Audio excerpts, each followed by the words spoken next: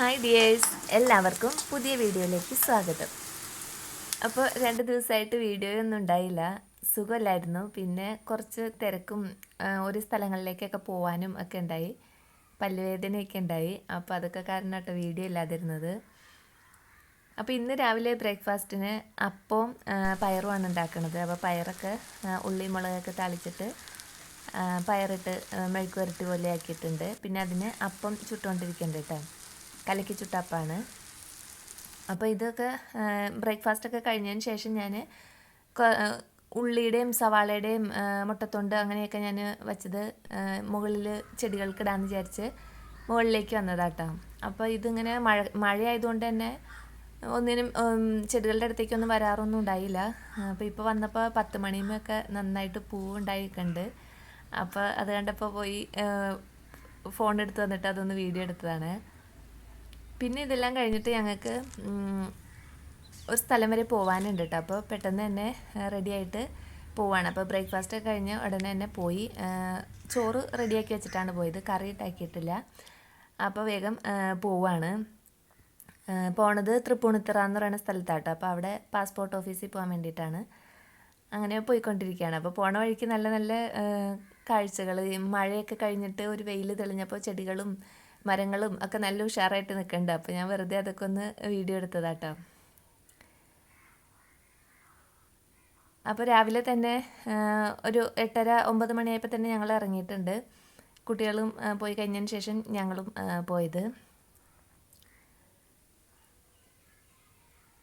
അപ്പോൾ നമുക്കിന്ന് അവിടെ അപ്പോയിൻമെൻറ്റ് വന്നേക്കുന്നതാണ് പാസ്പോർട്ട് എടുക്കാൻ വേണ്ടിയിട്ട്. അപ്പോൾ അതിന് വേണ്ടിയിട്ടാണ് പോണത്.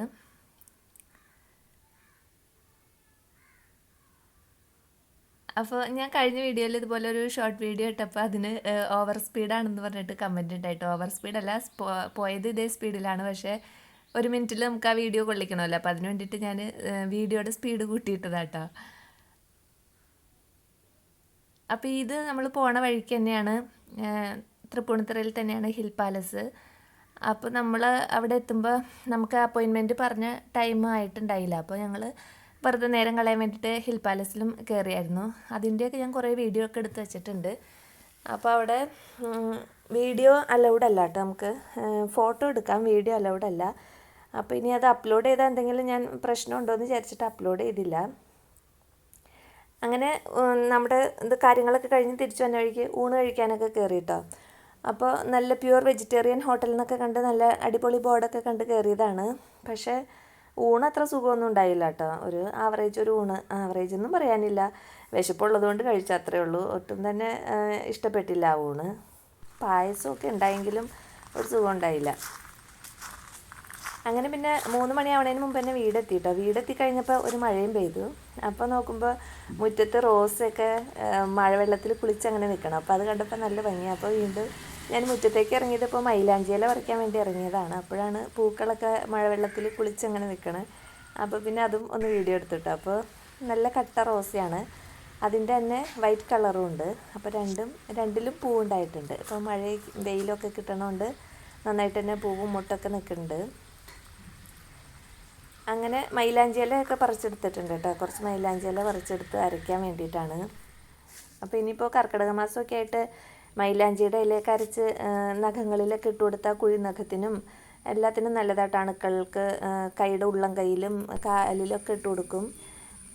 രോഗാണുക്കളെ ചെറുക്കാനുള്ള കഴിവുണ്ട് മൈലാഞ്ചിക്ക്. അപ്പോൾ മൈലാഞ്ചിയൊക്കെ കർക്കിടകത്തിൽ എല്ലാവരും ഇടും.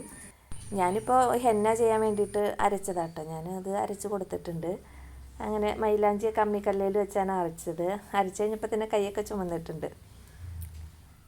പിന്നെ ഒരു ചായയൊക്കെ ഇട്ട് കപ്പ വറുത്തതിരിക്കണ്ടായി. അപ്പോൾ കട്ടൻ ചായയും കപ്പ വറുത്തതൊക്കെ കഴിച്ചു. അങ്ങനെ കുട്ടികളൊക്കെ അപ്പോഴത്തേനും സ്കൂളൊക്കെ വിട്ട് വന്നിട്ടുണ്ട് കേട്ടോ. പിന്നെ ഇന്ന് ഡിന്നറിന് അപ്പോൾ ഷവർമ്മ വാങ്ങാമെന്ന് പറഞ്ഞിട്ടുണ്ടായി. അങ്ങനെ പിന്നെ പോയി സന്ധ്യയായപ്പോൾ ഷവർമ്മയൊക്കെ ആയിട്ട് വന്നു. പിന്നെ അതൊക്കെയാണ് കഴിച്ചത്. പിന്നെ ഞാൻ ചോറ് വെച്ചിട്ടാണല്ലോ പോയത്, കറി ഞാൻ വന്നതിന് ശേഷം വെച്ചായിരുന്നു. അപ്പോൾ പിന്നെ ഷവർമ്മ വാങ്ങിയിട്ട് വന്നപ്പോൾ പിന്നെ ആർക്കും ചോറ് രാത്രി ആരും കഴിച്ചില്ല. പിന്നെ എല്ലാവരും ഇതൊക്കെ തന്നെയാണ് കഴിച്ചത്. അപ്പോൾ ഇന്നത്തെ വിശേഷങ്ങൾ ഇതൊക്കെയാണ്. വീണ്ടും അടുത്ത വീഡിയോയിൽ അടുത്ത വിശേഷങ്ങളുമായിട്ട് വരാം. അതുവരേക്കും എല്ലാവർക്കും നല്ലൊരു ദിവസം ആശംസിക്കുന്നു.